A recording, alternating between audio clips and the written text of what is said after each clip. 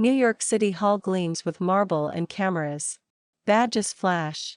A banner reads Brooklyn Waterfront Revitalization, Request for Proposals. Ella Petrov walks in with her team and a folder pressed to her chest like a shield. She wears a charcoal blazer that looks like armor. Her voice is steady as she greets officials, but her pulse is too loud. She is here to win a project, not to reopen a life. Then she sees him. Across the lobby, a man turns as if the room tilts toward him. Navy suit, clean lines, shoulders squared. A face she once knew in sunlight and paint dust. Elias White. Her breath stutters. A memory hits, bright and cruel, of a sycamore sapling and a promise whispered under leaves. Ella. His voice is calm, controlled. It closes a door in her chest and throws it wide at the same time. He stops at a polite distance that feels like a border. His eyes stay steady, but something sharp flickers behind them. Long time. He says. 10 years. She replies. He glances at her folder. The waterfront. So are you. She says. A smile touches his mouth, not warm, not kind. Challenge. I did not think you would compete. He says. I thought you were done chasing fantasies. My work is not a fantasy. Ella snaps. And you do not get to decide what I chase. They enter the hearing room with the crowd. City officials sit under bright lights. Consultants murmur about budgets, flood resilience, and political optics.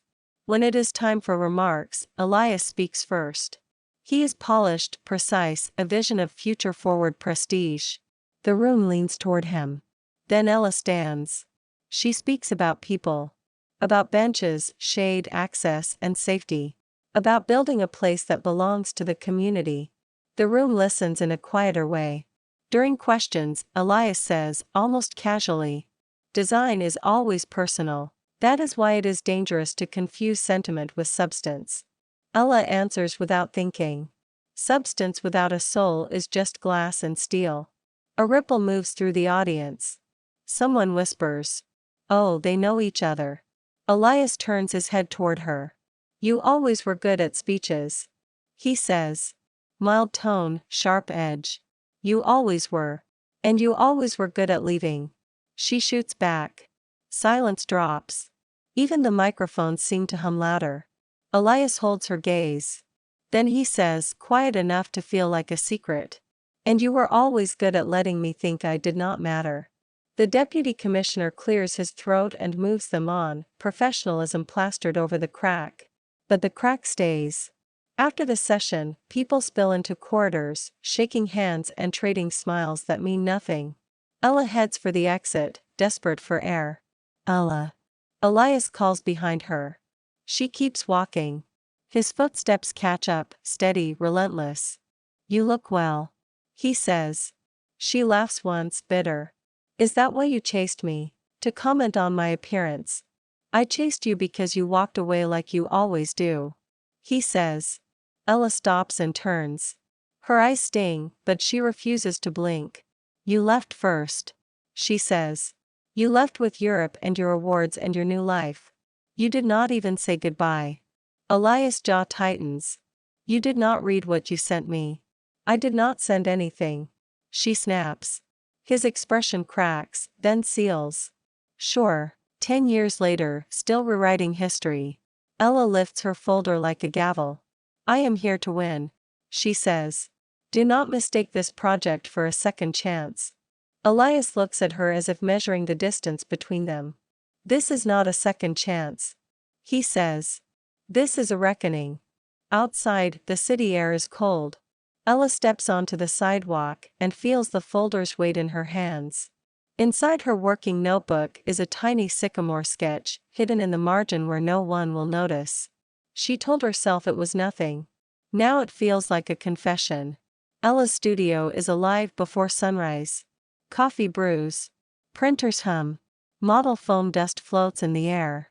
She points at a site map of the Brooklyn waterfront and tells her team. We focus on resilience and community. Every detail must answer a need. Her lead designer, Priya, squints. Since when do you sound like you are punishing a drawing? Ella forces a smile that does not reach her eyes. We do not have room for mistakes. Priya watches her for a beat, then nods and turns back to the model. Ella exhales, grateful for silence. She draws the curve of a promenade, the shape of a plaza, the soft edges of a park. In the corner of her notebook, her pen makes a small shape. A sycamore leaf. A trunk. A tree. She covers it with her palm like a bruise. Across town, Elias' office runs on quiet focus. A scale model of glass and steel rises like a city in miniature. He studies a rendering, then adjusts a pavilion in the center until it resembles a glass studio. Marcus Gray, his partner and oldest friend, leans on his desk. You put the greenhouse back in, Marcus says. It is a glass pavilion. Elias replies. It anchors the concept. It anchors you, Marcus says. That looks like the old high school studio. The one you two lived in. Elias' gaze goes hard. Do not start. Marcus sighs. Tell her the truth. Tell her you never chose Europe over her. Elias' fingers tap the desk once. Controlled. Measured. The truth is she chose Harvard over me. He says. I saw the email. Her words. Cold. Final. Marcus stares. You said it felt wrong even back then. It read like a stranger. It was her. Elias insists. But the insistence sounds like pain trying to stay alive. A few days later, an early review meeting brings the firms into the same room. A small group of advisors previews themes and flags risks. Among them is Lena Cole, polished and smiling, a knife wrapped in velvet. Ella recognizes her immediately. So does Elias. Lena's gaze slides between them, delighted. Hi, Ella. She says sweetly. It has been a long time. Hello, Lena. Ella replies flat. When concept slides appear on the screen, Lena leans forward. Sycamore motifs. She says. Sky garden elements. A glass pavilion. She glances between them. It is almost like you two are borrowing from each other. You are implying plagiarism. Ella says, voice even. I am only raising concerns. Lena replies. Public procurement is strict. It would be a shame if a whisper became a headline. Elias speaks, unexpectedly calm. Similar elements do not equal copying. He says. Sycamores are common along the waterfront. And sky gardens are not proprietary. Lena tilts her head. You sound defensive. I sound factual. Elias says. Ella feels a twist of confusion. He is competing against her, yet he is not letting Lena cut her. After the meeting, Lena corners Ella near the elevators. Her smile is gentle, practiced. You always did hide behind your work. Lena says. It is impressive. It is also lonely. Ella keeps her eyes forward. Say what you want. Lena's voice turns softer. Be careful, Ella. People do not forget who left first. The elevator doors close before Ella can respond. That night, Ella opens her draft bid narrative. The last line sits alone at the bottom of the page. The tree of memory never fades. She stares at it until her eyes blur, then saves the file under a bland name and closes her laptop like shutting a lid on a secret. Across town, Elias opens his own bid book draft. On the inside cover, in tiny print no reviewer will notice, he has written, For the one who shared my dream.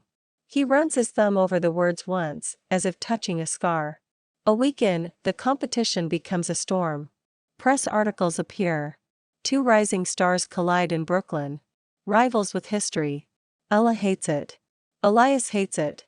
Lena seems to feed it. One afternoon, Ella finds Elias outside the consultant office, waiting alone. He looks out at traffic like it is the only honest thing in the city. What do you want? She asks. Lena is pushing a narrative. He says. She is doing it on purpose. Watch your documents. Ella's laugh is sharp. Why do you care? His gaze holds hers. Because I do not want you hurt by someone else. Only by me, apparently. Anger rises to cover the way her chest tightens. You hurt me once. She says. Do not pretend you get to warn me now. Elias inhales slowly. Do you really not remember what you sent? I did not send anything. She repeats. His jaw tightens. Then you are saying I imagined it. I am saying you believed a lie. She snaps. His eyes flare. You know what it felt like to read that. I was 18. I had plans. I had a ring in my pocket for a stupid promise under a stupid tree. Ella goes still. A ring. She whispers. You are lying. Elias pulls out his phone and shows her the email. Subject Harvard. And us. Signed with her name. The words are cold. Final. Not her voice. I did not write this. She says, voice cracking. Elias watches her. For the first time, doubt slips into his expression. You swear. I swear. Ella says. She pulls up her own screenshot. A text from an unknown number, signed with his name.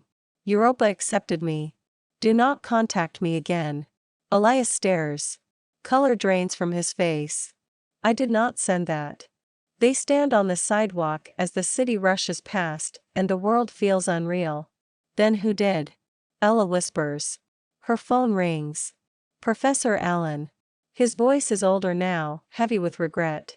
10 years ago, Lena Cole came to me. He says. She asked me to help pass along messages.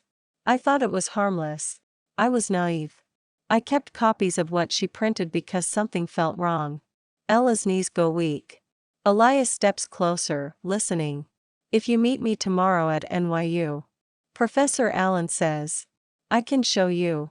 After she hangs up, Elias looks at her like the anger between them is suddenly misplaced. If this is true. He says. Then we lost 10 years for nothing. Ella cannot answer. Because if it is true, the pain she built her life around was a trap. And she does not know who she is without it. NYU's architecture building smells like solvent and coffee. Professor Allen waits with a folder on his desk, hands clasped like he is praying. Inside are printouts and templates from 10 years ago. Metadata. Headers. A memo with Lena's name in the margin. It was wrong. Professor Allen says. Lena was too eager. And you two were too devastated. Elias studies the printout of the email. The text matches.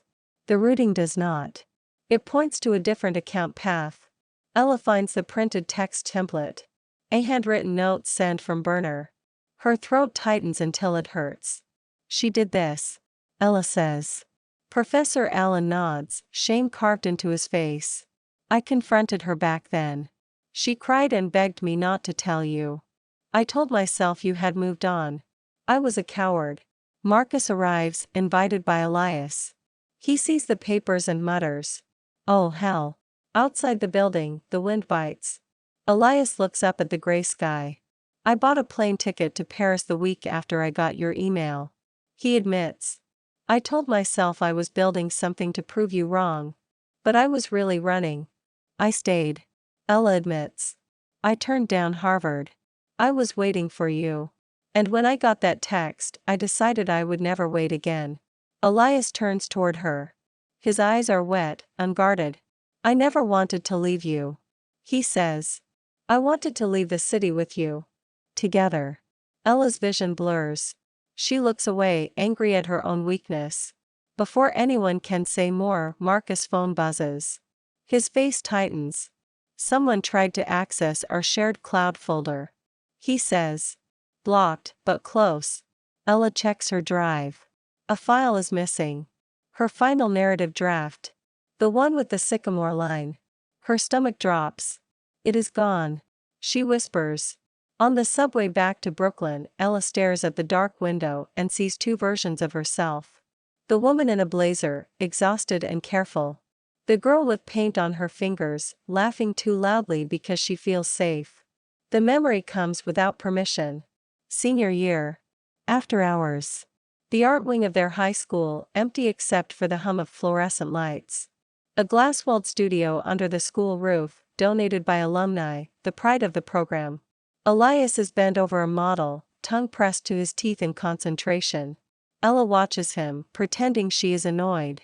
You are going to glue your hand to the phone. She says. I am fine. He replies. He is not fine. There is glue on his thumb and a smudge of charcoal on his cheek. Ella reaches out and wipes the charcoal away. Her fingers linger for half a second too long. Elias freezes. Then he turns his head and smiles like he just found something he was not searching for. You did that on purpose. He says. I did not. She lies. You always do. He says, soft. They never say the obvious words. They do not need to.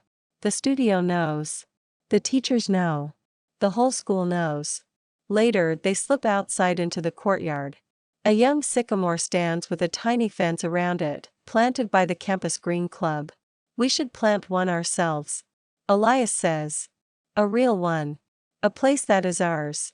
Ella laughs. You cannot just steal a tree. It is not stealing if you help it grow. He says, so serious it makes her smile fade. He looks at her with that steady intensity he never uses on anyone else. I want to design something with you. He says. A house, a studio, a city block, I do not care. I just want it to be ours. Ella's chest feels too full. Okay. She whispers. One day. Elias reaches into his pocket then. Not a ring, not yet. A folded piece of paper crumpled at the edges. A sketch of a waterfront, a rough idea, messy and hopeful. He hands it to her like it is a treasure. In case you forget. He says. In case I forget. Ella keeps that sketch in a drawer for 10 years. The memory sharpens to the day everything broke. Graduation week. Ella comes to the studio and finds Professor Allen looking tense. Lena stands beside him, eyes wide, pretending to be kind. Ella. Lena says. I heard you got in. Harvard. That is incredible. Ella blinks. I did not accept yet.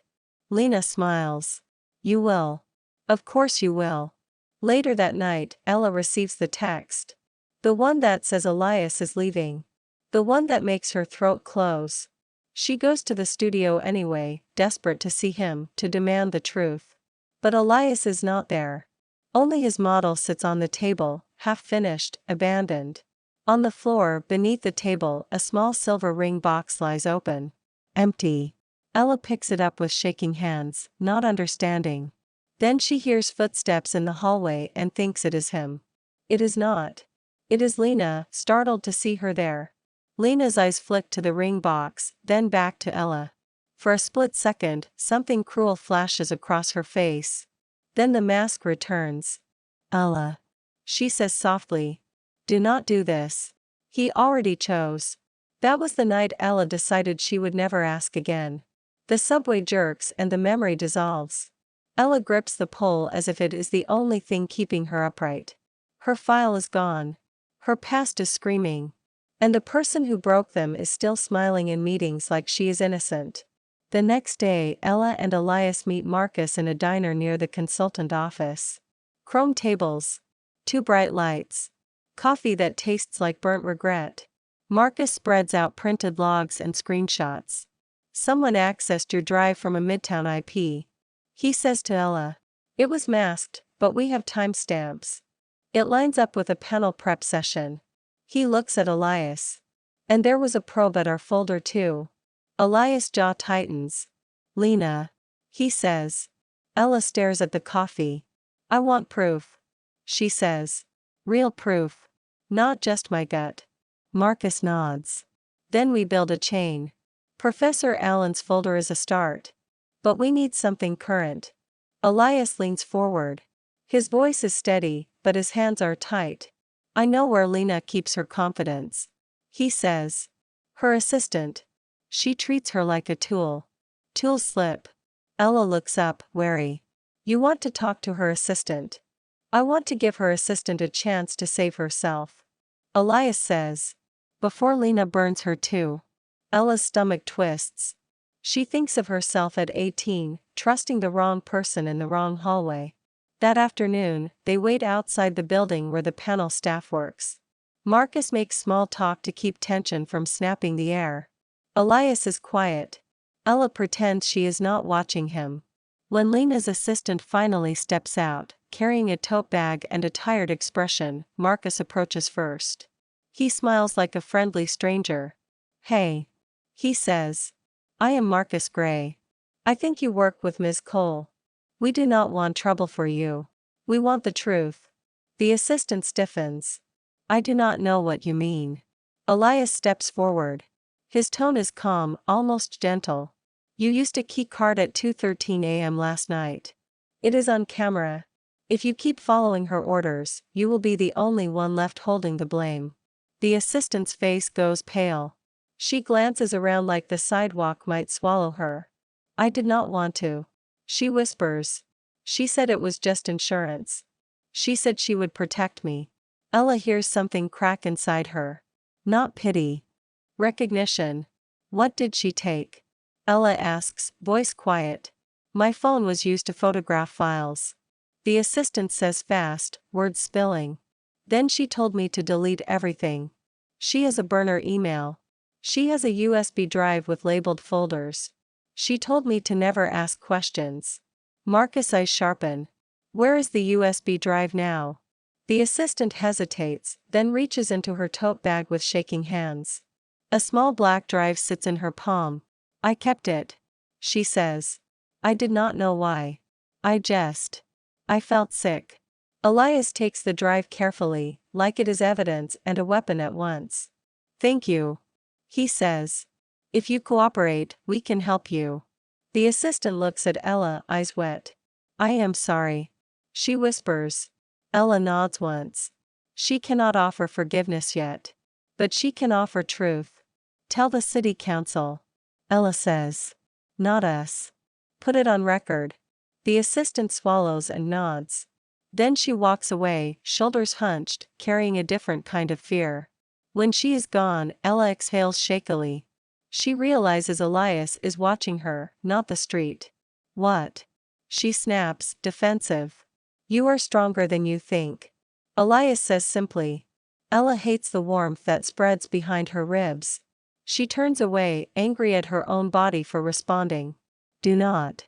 She says. Do not say things that make me forget I am still mad. Elias' mouth twitches, almost a smile. I would never ask you to forget. He says. I just want you to know what was real. Ella's studio turns frantic. Passwords change. Staff search backups. Phones buzz. Elias shows up with Marcus, coat still on, eyes sharp. The USB drive is in Marcus' pocket like a loaded secret. I am not here to gloat. Elias says. I am here because this is bigger than a bid. They review the USB drive contents. Draft narratives. Modified files. A folder labeled Brooklyn, with subfolders named Ella and Elias. Inside Ella is her missing narrative, opened and resaved at 2:19 a.m. Inside Elias is a prepared press brief titled, White Studio Suspected of Theft. Ella feels nausea rise. She grips the edge of her table until her knuckles ache. She was going to burn you too. Marcus mutters. Elias' voice is flat. She was going to burn whoever did not kneel. Priya finds activity traces in the trash folder. Download, delete, hide. But the system keeps a record.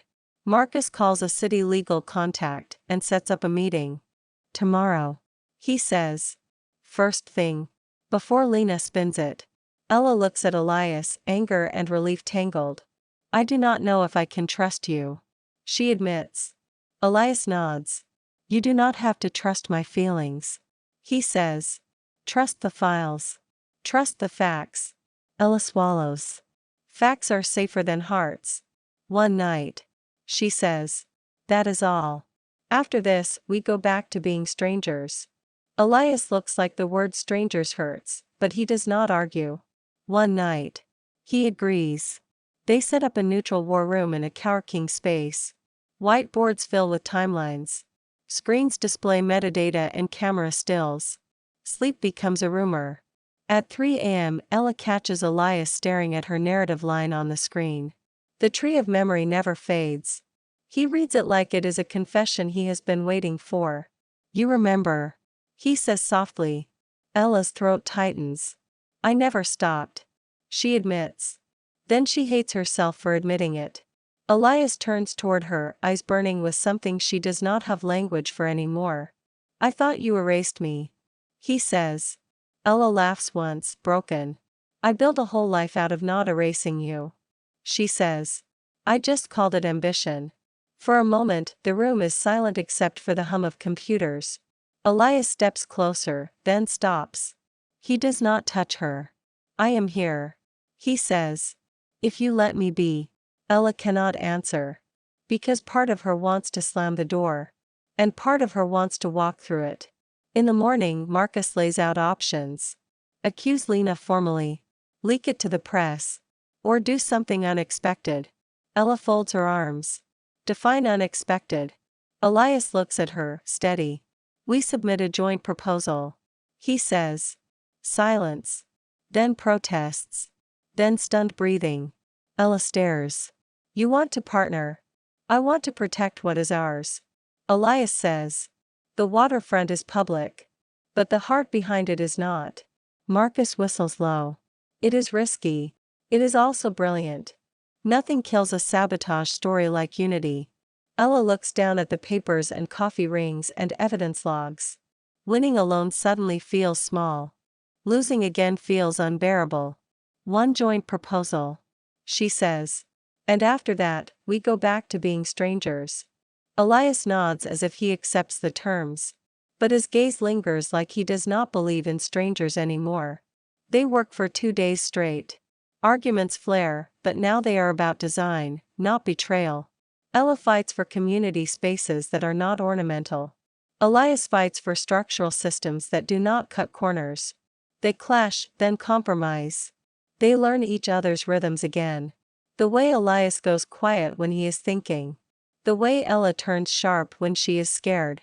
Late on the second night, Ella finds Elias staring at a rendering of the central plaza. A sycamore stands at the center, real, planned, unavoidable. You put it there. Ella says. It belongs. Elias replies. It always did. I hated you for 10 years. She admits, voice raw. I loved you for 10 years. He says. And I hated you too. But it was never really you. It was a ghost. Ella swallows. Do not make this harder. I will not lie to you again. Elias says. Even if it hurts. She looks at him, tired and furious and aching. Then she says the truth she has avoided. I do not know how to start over. Elias' voice softens. Then do not start over. He says. Start from here. From truth. Ella nods once. It is not forgiveness. It is a first brick. The final bid presentation takes place in a glass hall overlooking the East River. Officials sit in a row. Community leaders watch. Journalists hover, hungry. Lena sits at the far end, sleek and confident, as if she owns the story. Ella presents first, clear and steady. Community access. Green space. Flood resilience disguised as beauty. Elias follows with feasibility, funding, and phasing. Then together they unveil the shared concept. A plaza anchored by a sycamore. A glass pavilion repurposed as a public workshop. A sky garden that is not a trophy, but a refuge. Applause rises. Lena leans forward, voice sweet. I have concerns. She says, sliding a paper across the table. A narrative draft that suggests internal copying. Elias stands, calm. Before you continue, the panel should know your history with us. The deputy commissioner frowns. This is highly unusual. It is necessary. Marcus says, stepping forward with a binder and the USB drive. Security logs. Camera stills. Metadata reports. Professor Allen's signed statement. A sworn statement from Lena's assistant. Professor Allen rises from the audience, hands shaking, voice firm. 10 years ago, Lena Cole falsified communications between these two students. I did not understand until it was too late. I am here to correct the record. Lena laughs, brittle. He is senile. They are manipulating you. Marcus projects security footage. Lena's assistant entering Ella's office at 2:13 a.m. Then file metadata, time-stamped and undeniable. Then the audio clip, clearer than Lena expects. Submit it. Lena says on the recording. Make it look like White stole it. If she collapses, he will blame her and I win either way. Silence slams down. Then murmurs swell into outrage. Phones rise. Cameras click. A community representative mutters. This is disgusting. A city legal officer steps forward. Ms. Cole, please remain. Lena's face goes white. She glares at Ella. You cannot get those 10 years back. She spits. Ella's voice is steady. No. She says. But I can stop you from stealing the next 10. Lena is escorted out. The room exhales like it has been holding its breath. The deputy commissioner clears his throat, voice strained. The panel will deliberate. And legal will review this misconduct immediately. Afterward, on the balcony overlooking the river, Elias leans on the railing. His hands shake now that the adrenaline is gone. We did not deserve that. He whispers. No. Ella says. But we survived it. Elias turns toward her. His eyes are wet, unguarded. I kept the ring. He says. Because I could not throw away the boy who believed you would say yes. He laughs once, bitter. I thought believing was stupid. Ella steps closer. She wants to touch his hand. She does not. Not yet. Believing is not stupid. She says. It is just dangerous. Then she adds, softer. But maybe it is worth it. Epilogue: The tree that stays. 2 days later, the city awards the project to their joint venture. Ella feels her knees go weak when Marcus shows her the message. Elias steadies her without thinking, hand at her elbow, careful and respectful. Work begins fast.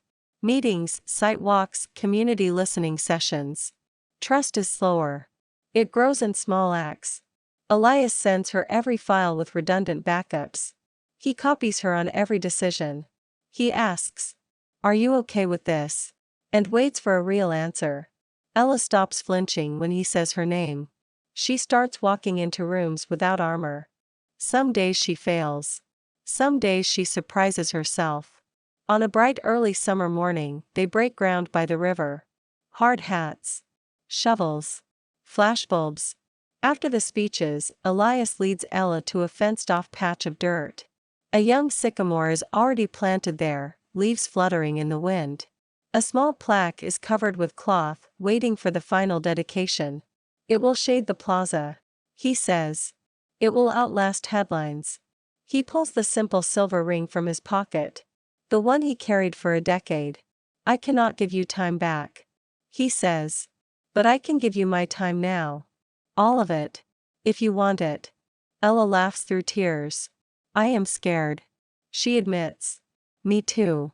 He says. But I would rather be scared with you than safe without you. She holds out her hand. Okay.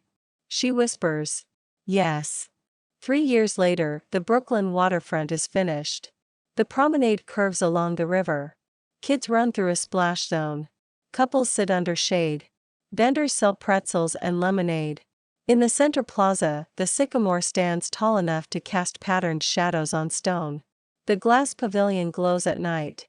Inside, community workshops teach teenagers how to build models and draw plans. On one wall hangs a framed copy of the first concept sketch. 2 names in the corner: Ella Petrov. Elias White. They marry under the sycamore at sunset. No ballroom, no spectacle. Just the place they built, full of footsteps and laughter. Marcus stands behind Elias and whispers. Try not to cry. Elias mutters. Shut up. And does anyway. Professor Allen sits in the front row, hands folded, eyes shining with relief. He looks older. He looks lighter. After the vows, Ella slips into the pavilion and finds their old high school sketchbook on a table. The pages smell like old paper and paint. She flips to a page where a teenage boy once wrote in the margin. The tree of memory never fades. She smiles at Elias when he follows her in. It did not. She says.